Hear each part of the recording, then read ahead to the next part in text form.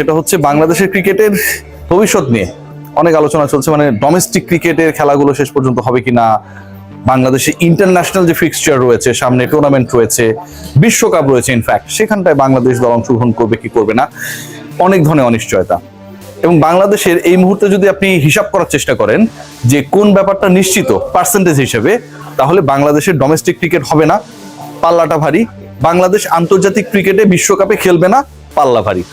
End of the day আমি আপনাদেরকে 4টা আপডেট জানাবো। একটা হচ্ছে ক্রিকেটার কেন্দ্রিক কিছু steps ICC and BCB has taken already, এবং সেটা অনেকটা এগিয়ে গেছে ওয়ার্ল্ড কাপকে কেন্দ্র করে। সেই আলোচনাটাই যাব। সেটা কি? পয়েন্ট নাম্বার 2, বিপিএল এর স্থগিতাদেশ স্থগিত হচ্ছে কি হচ্ছে না, বিভিন্ন জায়গায় বিভিন্ন ব্রেকিং দেখছি। অনেক প্রিয় মিঠু ভাই বিভিন্ন জায়গায় কথাবার্তা বলছেন, আবার তার কোট আনকোট বিভিন্ন জায়গায় সেই নিউজগুলো হচ্ছে। বিপিএল আলটিমেটলি স্থগিত বলতে হচ্ছে যে ক্রিকেটারদের দাবি মানা সাপেক্ষে যদি আবার বিপিএল শুরু করতে চায় গভর্নিং বডি, তাহলে সেটা শুরু হবে।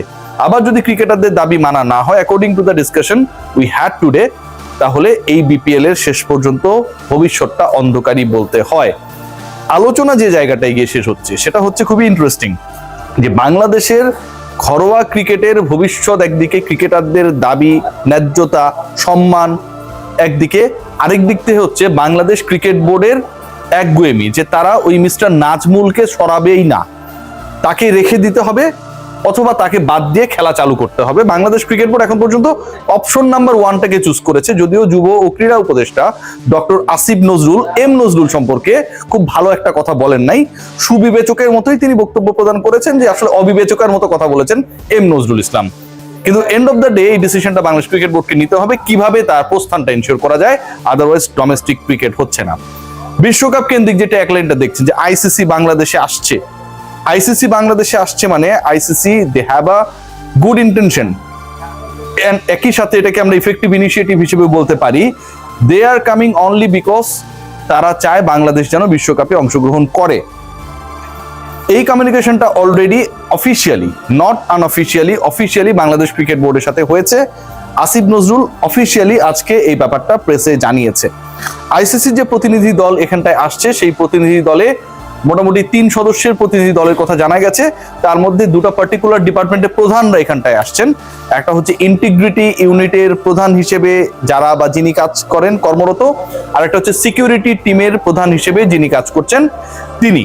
এই দুজনের সাথে আর কে আসবেন সেটা এখন পর্যন্ত আমি নিশ্চিত না, তবে 3 সদস্যের একটা প্রতিনিধি দল বাংলাদেশে আসছে বাংলাদেশ সরকারের সাথে আলোচনা করার জন্য, যেন বাংলাদেশ জাতীয় দল আপকামিং ওয়ার্ল্ড কাপে অংশগ্রহণ করে, এবং সেই ডিসকাশনের উপর ভিত্তি করে নির্ধারিত হবে বাংলাদেশের বিশ্বকাপের ভবিষ্যৎ। এখন এখানে ইন্টারেস্টিং একটা পয়েন্ট রয়েছে, আইসিসি আসছে মানে কি বাংলাদেশ ভারতে চলে যাবে, ভারতে খেলবে? আইসিসি আসছে মানে বাংলাদেশ কি তাদেরকে নিরাশ করে পাঠিয়ে দেবে যে না তোমরা চলে যাও, আমরা তো আমাদের সিদ্ধান্তের কথা জানিয়ে দিচ্ছি? আইসিসি আসছে মানে দেয়ার ইজ আ ডোর যেটা অলরেডি ওপেন হওয়ার পথে রয়েছে of negotiation. Bangladesh cricket board, BCCI and ICC upcoming world কাপে যেন বাংলাদেশ অংশগ্রহণ করতে পারে, সেই কারণেই আইসিসি আসছে। এবং বাংলাদেশের সম্ভাব্য ভেন্যু নিয়ে প্রথম পর্যায়ে যে আলোচনাটা ছিল সেটাই অ্যাপ্লিকেবল হবার পথে রয়েছে। সেই আলোচনাটা একটু আপনাদেরকে মনে করিয়ে দিতে চাই। সেই আলোচনায় ডিসকাশনটা অনেকটা এরকম ছিল যে বাংলাদেশের 4টা ম্যাচ আপনারা সবাই জানেন, ইতালির বিপক্ষে, নেপালের বিপক্ষে বাংলাদেশ, ওয়েস্ট ইন্ডিজের বিপক্ষে বাংলাদেশ খেলবে। এই দলগুলোর বিপক্ষে বাংলাদেশ যে ম্যাচেসগুলো খেলবে তার 3টা ইন্ডিয়ার বাইরে, শ্রীলঙ্কাতে খেলানো যায় কিনা, একটা ম্যাচ হচ্ছে ভারতে। এখানটায় 2 কুলে ব্যালেন্স করার একটা চেষ্টা রয়েছে, কারণ আলটিমেটলি যে ডিনামিক্সটা কাজ করছে সেটা হচ্ছে শুধুমাত্র ক্রিকেটীয় না, ইন্টার গভর্নমেন্ট ডিনামিক্স এখানটায় জড়িত। বাংলাদেশ গভর্নমেন্ট এবং একই সাথে ভারতীয় সরকারের একটা মান সম্মানের ব্যাপার জড়িয়ে গেছে।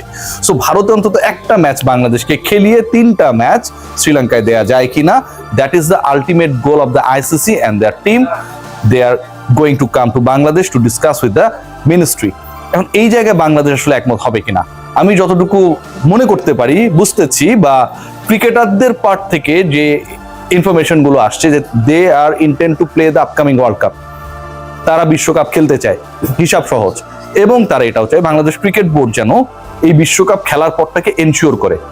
কিভাবে করবে সেটা ক্রিকেট বোর্ডের ব্যাপার, বাট বাংলাদেশের ক্রিকেটাররা বিশ্বকাপ খেলতে চায়। অন্তত 3-4 জন ক্রিকেটার ওয়ার্ল্ড কাপের দলে যারা রয়েছেন তাদের সাথে আমার কথা হয়েছে, এই 3-4 জনের মতো করে বাকি যে 11 জন 12 জন রয়েছেন তারা একইভাবে চিন্তা করছেন বাংলাদেশ যেন খেলতে পারে। সো তাদের উদ্দেশ্য হচ্ছে খেলা, বাংলাদেশ সরকারের উদ্দেশ্য হচ্ছে খেলা, এবং সেই খেলাটাকে শ্রীলঙ্কায় নিয়ে যাওয়া। আইসিসির সাথে ডিসকাশনের পরে হোপফুলি যেহেতু আইসিসি আসছে এবং এখানে কোনো অফিসিয়াল আনঅফিসিয়াল স্যাটারডে সানডের ইস্যু খুব বেশি অ্যাপ্লিকেবল হবে না, আগামী শনি রোববারের মধ্যে